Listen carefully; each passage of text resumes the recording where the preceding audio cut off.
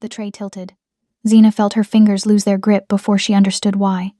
Crystal glasses tumbled in slow motion, amber liquid arcing through the air like liquid gold under the chandelier's glow. Then the pain came. Sharp, blinding. Someone had her hair wrapped around his fist. The marble floor rushed toward her face as he dragged her forward. Her knees hit the ground with a crack that echoed through the aria lounge. The jazz stopped mid-note. Conversations died. Even the roulette wheel seemed to freeze mid-spin. 200 people, and not one of them moved. He was shouting something, slurred words about disrespect, about knowing her place, about teaching her a lesson. Xena's mind stayed sharp even as her scalp screamed. She cataloged exits, calculated distances, searched for security. But the lounge's guards stood frozen against the burgundy walls, their eyes carefully blank. Then she heard it. Not shouting, not running, just footsteps, slow, deliberate. The sound of expensive leather on polished marble. The drunk's grip loosened, not because he let go, but because his hands started shaking. A shadow fell across them both. Xena looked up through tears and saw him, the man from the corner booth, the one who'd sat there for 6 months, night after night, never speaking, never leaving. His face was carved from stone, but his eyes burned with something that made her stomach drop. He didn't look at the drunk. He looked at her. Just for a second. Just long enough for her to see something flicker in those dark, fathomless eyes. Recognition. Then he moved past them both, his black suit cutting through the crowd like a knife through silk. He walked to the entrance with the precision of a man who'd done this before, who'd planned for this. The heavy brass handle turned under his hand. The deadbolt engaged with a sound like a gunshot. Click. The entire lounge flinched. He withdrew a small brass key from the mechanism, held it up to the light so everyone could see it, then slipped it into his pocket with the care of a man pocketing a grenade pin. When he spoke, his voice was barely above a whisper, but it carried through the silence like smoke through glass. No one leaves this room until I say so. The drunk's hand fell away from Xena's hair, not out of mercy, out of fear, because Park Seo-jun had just turned the Aria Lounge into a cage, and everyone inside it had just become his prey. If you believe some doors should stay locked until justice is served, subscribe and join us for stories where power answers to loyalty. Comment locked in if you're ready to see how this ends. But to understand what happened next, you need to know how Xena ended up in that lounge in the first place. How a woman with a master's degree in digital architecture ended up serving drinks to millionaires. How a cybersecurity specialist who once designed systems for half the casinos in Vegas ended up hiding in plain sight. And most importantly, you need to know about the secret she'd buried 3 years ago. The one that saved a life. The one that connected her to the dangerous man who just locked every door. Because Park Seo-jun wasn't there by accident, and Xena wasn't just a waitress. They were both ghosts. And ghosts always have unfinished business. Seo-jun's men appeared like smoke materializing into solid form. They didn't rush in. They simply existed where they hadn't been before, stationed at every pillar, every shadow, every angle of sight. Bespoke suits stretched across shoulders built for violence, faces carved into masks of professional indifference. But Seo-jun ignored them all. His attention fixed entirely on Xena. She was still on her knees, chest heaving, one hand pressed against the cold marble as if the floor might anchor her to reality. Her white blouse had come untucked, revealing a sliver of brown skin at her waist. Her natural hair formed a wild halo around her face, and there was a tremor in her shoulders she couldn't quite control. He moved toward her with that same measured grace, each step deliberate. The crowd parted without being asked. When he reached her, he didn't immediately speak. He simply stood there, close enough that she could smell him. Sandalwood and rain, expensive cologne layered over something darker, more primal. "Look at me." His voice was quiet, almost gentle, but it commanded obedience. Xena lifted her gaze. Brown eyes met black, and something electric passed between them. Recognition. Fear. Something else she couldn't name but felt like heat spreading through her veins. "Stand up." It wasn't a suggestion. She rose on shaking legs, hyper-aware of how close he was, how his presence seemed to consume all the oxygen in the room. He was taller than she'd realized, broader, the kind of man who made space feel smaller just by existing in it. Only then did he turn to the drunk, who was now pale and sweating, backing away with his hands raised. "You put your hands on her." Seo-jun's tone didn't rise. "Didn't need to. Tell me why." "I didn't mean," she spilled. She spilled nothing. Each word dropped like a stone into still water. "You grabbed her because you thought you could, because no one would stop you. The drunk's mouth opened and closed. No sound came out. Seojun took one step forward. Just one. The drunk crumpled to his knees as if an invisible hand had shoved him down. You were right, Sojun continued, circling the man like a predator assessing prey. No one stopped you, but that ends now, because I know things about you. I know about the offshore accounts, the embezzled funds, the wife who thinks you're working late, the mistress who's actually your partner's daughter. The drunk's face drained of all color. Seojun crouched down, bringing himself eye level with the trembling man. I could ruin you with a phone call. One conversation. Your life would end before sunrise. He paused, let the silence stretch into agony. But I'm going to let you walk out of here. After you apologize. On your knees. To her. The man's eyes darted to Xena, then back to Sojun, searching for mercy in a face that offered none. Now. The drunk stammered through an apology Xena didn't hear. Her mind was elsewhere, spiraling through calculations and connections, trying to understand how this man, this dangerous, beautiful man, knew to be here, knew to care. Seojun dismissed the drunk with a flick of his wrist. His men escorted the stumbling figure toward a side door that somehow unlocked at their approach, then sealed again the moment he was gone. Then Sojun's attention returned to her, and the weight of it made her breath catch. Come with me. It wasn't a question, but Xena found herself nodding anyway. He turned and walked toward the back of the lounge, past the bar, past the private gambling rooms, to a glass-walled office she'd never been allowed to enter. The door closed behind them with a soft click. Suddenly the noise of the lounge felt distant, muffled, as if they'd stepped into another world entirely. The office was sleek and minimal, floor-to-ceiling windows overlooking the Vegas Strip, a mahogany desk with nothing on it except a single laptop, leather chairs that looked more like thrones. But what caught Xena's attention was the wall of monitors behind the desk, each one cycling through security feeds, including the one that showed her, 6 months ago, installing the very cameras now recording them. Her blood went cold. Sojun moved to a small bar cart, poured 2 fingers of amber liquid into crystal glasses. He held one out to her. You're trembling. I'm fine. But her voice betrayed her, shaking almost as much as her hands. You're not. He pressed the glass into her palm, his fingers brushing hers. The touch lasted a fraction too long to be accidental. Drink. She did. The whiskey burned.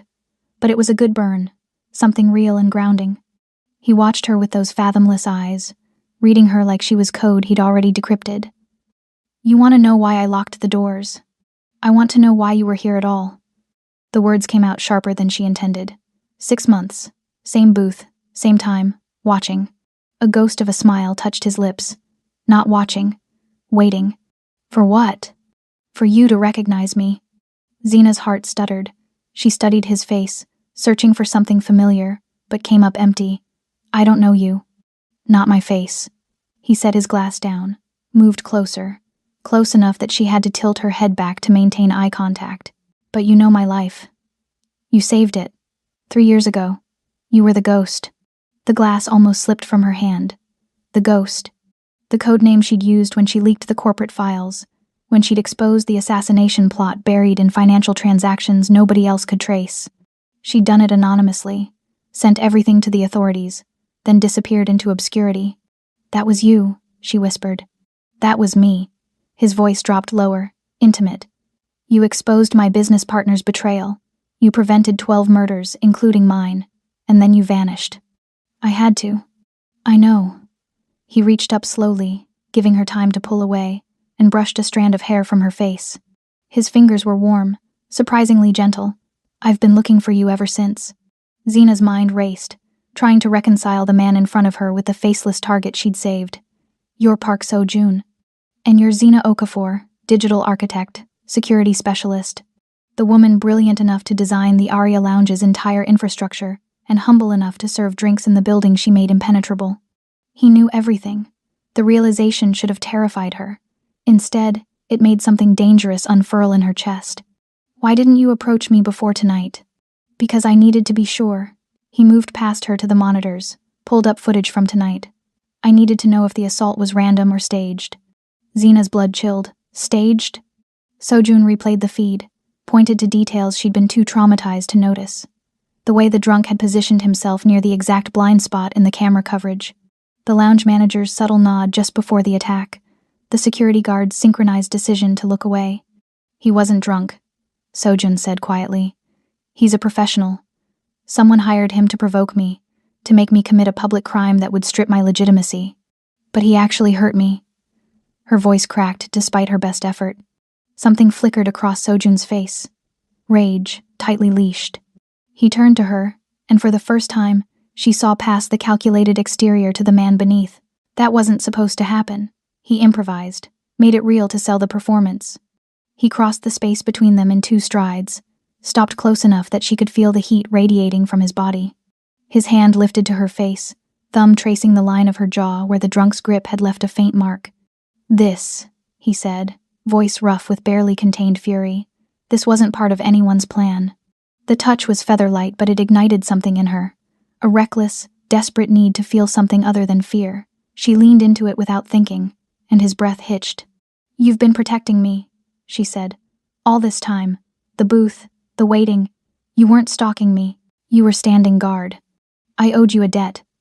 His thumb moved to her lower lip, barely grazing the soft skin. "But that's not why I stayed." "Then why?" His eyes darkened, and the air between them grew thick with unspoken things. "Because walking away from you wasn't possible." Seojun stepped back abruptly, as if proximity itself was dangerous. He returned to the monitors, pulled up more footage. "There's something else you need to see." Xena forced herself to focus, though her skin still hummed where he'd touched her. On screen, the lounge manager appeared in a back hallway, speaking to someone just outside camera range. Money changed hands. "He sold you out," Sojun said. "Took 30,000 to facilitate tonight's attack. The drunk, the professional, knew exactly when you'd be serving that section. Knew exactly where security would be positioned. Betrayal tasted like copper on her tongue. Marcus hired me, trained me, I thought." "You thought people were better than they are." Sojun's voice carried no judgment, only a weary understanding. "It's why you hide. Why you serve drinks instead of designing the systems you're capable of creating. You learned the world punishes brilliance." He pulled up another feed, this one showing the exterior. Black SUVs lined the street, positioned at every exit. "Rival family," he explained. "They're waiting for law enforcement to arrive, waiting for me to be arrested for assault or false imprisonment. Once I'm in custody, I'm vulnerable. This whole thing was a trap." Xena moved closer to the screens, her architect's mind automatically analyzing the positions, calculating angles. They blocked the main exits but missed the service corridors. "Did they?" Seojun glanced at her, something almost like pride in his expression. Understanding dawned. "No, I designed redundancies, hidden passages in the infrastructure that don't appear on any blueprint." "I know." He turned to face her fully. "Because I bought them. Every architectural sketch you sold anonymously online for the past 3 years. I purchased all of them." The world tilted. "Why?" "Because your genius was rotting in obscurity. Because I couldn't stand watching you diminish yourself." He moved closer again. Drawn by gravity, neither of them could fight. "Because from the moment I learned the ghost was a woman who designed buildings like poems, I needed to know you. All of you." His confession hung in the air like smoke, beautiful and suffocating. Xena's hands trembled, but not from fear anymore. "What happens now?" Seojun's jaw tightened. "Now we prove you're not the only one who can win a war without firing a shot. Whether you're watching from New York, London, Lagos, or anywhere loyalty still means something, hit that subscribe button. Because some secrets are worth 6 months of waiting, and some doors should only open for the right person. Drop your city below and let us know where you're locked in." Sojun moved to his laptop with predatory efficiency. His fingers flew across the keyboard, pulling up screens Xena recognized immediately. Financial systems, encrypted databases, the digital architecture of power itself. "Come here." She crossed to him, stood at his shoulder, close enough to feel the heat of him, to catch that scent of sandalwood that made her head swim. On screen, bank accounts materialized. Millions. Tens of millions. All connected to a web of shell corporations. "This is the rival family's entire operation," Sojun explained, his voice low and intimate despite the violence of what he was showing her. "Everything they've built over 30 years. Every dollar, every asset, every secret they think is buried deep enough to stay hidden." Xena's breath caught.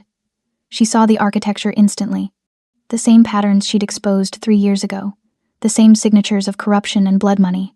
They're using the same systems, the same vulnerabilities. "I know." He turned his head slightly, and suddenly their faces were inches apart. His eyes burned with something dark and hungry. Because I've been waiting for you to help me dismantle them. You want me to. I want you to do what you do best. Ghost through their systems, drain every account, erase every backup, make them disappear without firing a single shot. His hand found hers on the desk, covered it completely. Will you? It was a test. A question about who she was beneath the fear, beneath the hiding. Xena stared at their hands, his scarred and tattooed, hers trembling and uncertain. She thought about 3 years of obscurity, 3 years of making herself small, 3 years of pretending her brilliance was a curse instead of a weapon. Show me the access point. Something fierce and approving flashed across his face. He pulled up another screen, but he didn't move his hand from hers. If anything, his grip tightened, grounding her, claiming her. The main server is in their headquarters building.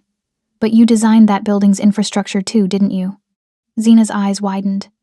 The Apex Tower, 2 years ago, anonymous contract. Understanding crashed over her.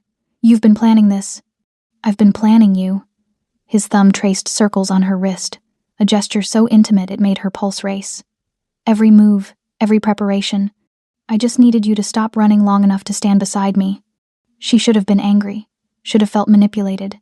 Instead, she felt seen, understood, desired in a way that had nothing to do with her body and everything to do with her mind. Then, let's end this. Her fingers joined his on the keyboard. They moved in sync, a dance of code and consequence. She navigated through back doors she'd installed years ago, bypasses she'd hidden in plain sight. Within minutes, they were inside the rival family's financial empire. Transfer protocols? She asked. Offshore accounts.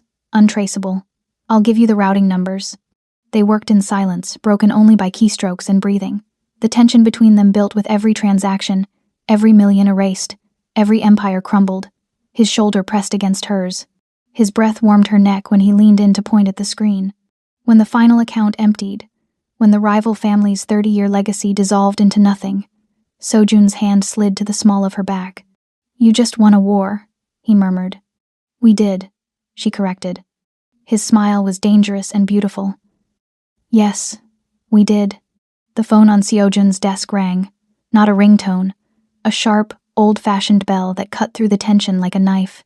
He glanced at the screen, and something cold settled in his expression. It's them. Xena's heart hammered. Already? They'll have received the alerts by now. Every account frozen, every asset seized. He picked up the phone, put it on speaker. His voice when he answered was silk over steel. Speak. Park Sojun. The voice that crackled through was aged, furious, desperate. You've made a fatal mistake. Have I? Sojun's hand remained on Xena's back, an anchor in the storm. I'd say your mistake was made tonight. Hiring amateurs, staging an assault you thought would break me. That waitress means nothing. Say her name. The command in Sojun's voice made even Xena shiver. Say her name, or this conversation ends. Silence. Then, reluctantly, Xena Okafor. Good. Now tell her who you are. Another pause. Longer this time. Xena felt ice spreading through her veins. Something in that voice. Something familiar beneath the rage. Tell her, Sojun repeated, or I release the files. Every crime, every murder, every betrayal. I'll bury your bloodline in a grave so deep no one will remember your name existed. Jonathan Okafor. The name came out like a curse. I'm Jonathan Okafor. The room spun. Xena gripped the edge of the desk, her knuckles going pale. Uncle Jonathan? Hello, Xena. Her uncle, the man who'd raised her father, the man who'd disappeared 15 years ago after her father's company collapsed, after accusations of fraud destroyed everything the Okafor name had built. You framed him. Her voice came out broken, jagged. My father went to prison because of you. He died there. And you've been here the whole time. Running crime syndicates while we lost everything. Your father was weak. He would have destroyed what our grandfather built. So you destroyed it yourself? Rage replaced shock, burning through her like acid. You stole his life, my mother's life. You made us ghosts. And now you're working with Park Sojun? Jonathan's laugh was bitter. You think he's better than me? He's a killer, a monster. He'll use you and discard you like everyone else. Sojun's hand moved from her back to her hip, possessive and reassuring. The difference, he said quietly, is that I value her. You traded her for power. I'm giving her power back. By destroying my family? By destroying a criminal empire built on her family's corpse. Sojun pulled Xena closer, and she let him, needing the solid warmth of him against the cold betrayal flooding through her. You have 1 hour to turn yourself in to the FBI. After that, I release everything. Every document, every recording, every body. You're bluffing. Am I? Sojun nodded to Xena. She understood. Her fingers found the keyboard again, pulled up files she'd uncovered years ago when she was trying to clear her father's name, files she'd been too afraid to use, too afraid of the man behind them. Now she sent them, all of them, to Sojun's secure server, to the FBI, to every news outlet that mattered. 59 minutes, Sojun said, and ended the call. The silence after the call felt apocalyptic. Xena stood frozen, processing revelations that rewrote her entire history. Her uncle, the man she'd mourned, the man she'd believed was a victim of the same forces that destroyed her father. He'd been the architect of it all. You knew. She turned to Sojun, searching his face. You knew who he was when you found me. Yes. That's why you've been protecting me. Not gratitude. Strategy. His jaw tightened. It started as strategy. Keeping you safe kept leverage against him. But that changed the first time I watched you work. The first time I saw you move through the lounge like you owned it even though they made you invisible. He stepped closer, crowding her against the desk. It stopped being strategy the night you stayed late to fix the security system. You thought no one was watching, but I was. I saw you talking to the code like it was alive, like it mattered. His hand came up to cradle her face, tilting it toward his. The touch was reverent, almost worshipful, and it made her breath catch. I fell in love with your mind first, he continued, his voice dropping to something raw and unguarded. Your brilliance, your defiance, the way you made yourself small but couldn't quite hide the empire inside you. And then I fell in love with everything else. Your kindness to the staff, your patience with the drunk customers who didn't deserve it, the way you hum when you think no one's listening. Xena's eyes burned. You can't love me. You don't even know me. I know you saved my life when you had nothing to gain from it. I know you designed buildings like poetry when the world told you to be practical. I know you're terrified right now, but you're standing here anyway because you're the bravest person I've ever met. His thumb traced her cheekbone. I know when I touch you, you stop breathing. Just like this. He was right. Her lungs had frozen. Every nerve ending focused on the point where his skin met hers. Seo-jun, tell me you don't feel this. His other hand found her waist, pulled her flush against him. Tell me you don't lie awake wondering what it would be like. Tell me you haven't been watching me the same way I watch you. She couldn't, because she had been. 6 months of peripheral glances, 6 months of awareness, 6 months of wondering what it would feel like to be consumed by something this dangerous, this inevitable. I feel it, she whispered. His eyes darkened with triumph and something deeper. Hunger, need, the kind that had nothing to do with strategy and everything to do with want. Then stop fighting it. He kissed her, not gently, not asking permission. He claimed her mouth like he'd been starving for it, like he'd waited 6 months for this exact moment and wouldn't waste another second being careful. Xena's world tilted. She grabbed his shirt for balance, then for leverage, pulling him closer because suddenly there was no such thing as close enough. He tasted like whiskey and danger, and when his tongue swept against hers, she made a sound she'd never made before, desperate and surrendering and demanding all at once. His hands were everywhere, her waist, her back, tangled in her hair. He lifted her onto the desk without breaking the kiss, stepped between her thighs, and the intimacy of it made her gasp against his mouth. Tell me to stop, he breathed against her lips. Don't you dare. The rest of the night blurred into sensation. At some point they left the office, moved through the lounge that was still locked, still waiting. Sojun's men stood guard but didn't look at them, didn't acknowledge the way Xena's blouse was untucked, the way Sojun's careful control had fractured into something more human. They ended up in his penthouse, floor-to-ceiling windows overlooking Vegas, a space as sleek and dangerous as the man who owned it. The FBI will move on your uncle within the hour, Seo-jun said, pouring them both water because neither of them could handle more whiskey. He'll try to run, but there's nowhere left. We took everything. We, Xena repeated. The word felt significant, permanent. We. He handed her the glass, his fingers lingering on hers. You're not alone anymore. You understand that? She did. For the first time in 3 years, she felt the weight of solitude lift. What happens now? Now you stop hiding. He moved closer, traced the curve of her jaw with one finger. You take your place in the world. You design buildings under your own name. You show everyone what the ghost can do when she stops being invisible. And you? His smile was slow, predatory, possessive. I'm wherever you are. Your partner, your shield, your empire. The word hung between them. Empire.